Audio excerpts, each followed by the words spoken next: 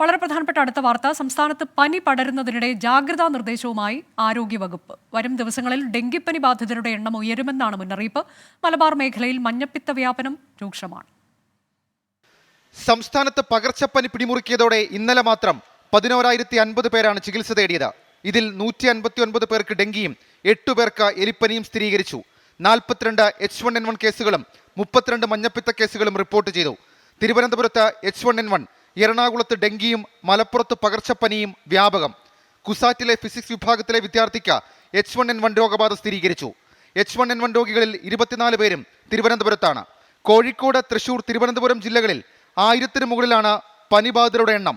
ഡെങ്കിപ്പനി എറണാകുളം 86, തിരുവനന്തപുരം 18, കൊല്ലം 16 എന്നിങ്ങനെയാണ് കണക്കുകൾ. ഈ മാസം ഇതുവരെ 1,00,000-ലേറെ പേർക്കാണ് വൈറൽ പനി ബാധിച്ചത്. 5 ദിവസത്തിന് ശേഷമായിരുന്നു പനിബാധിതരുടെ കണക്ക് സർക്കാർ പുറത്തുവിട്ടത്. 3 ദിവസത്തിൽ കൂടുതൽ പനിയുണ്ടെങ്കിൽ വിദഗ്ധ ചികിത്സ ഉറപ്പാക്കണമെന്നാണ് ആരോഗ്യവകുപ്പിന്റെ കർശന നിർദ്ദേശം. 24 തിരുവനന്തപുരം. ലോകത്തെവിടെയായാലും ഏത് സമയത്തും 24 വാർത്തകളും ഓഗ്മെന്റഡ് റിയാലിറ്റി പാക്കേജുകളും എക്സ്പ്ലെയിനറുകളും വിശദമായി കാണാൻ ഞങ്ങളുടെ യൂട്യൂബ് ചാനൽ നിങ്ങൾക്ക് സബ്സ്ക്രൈബ് ചെയ്യാം.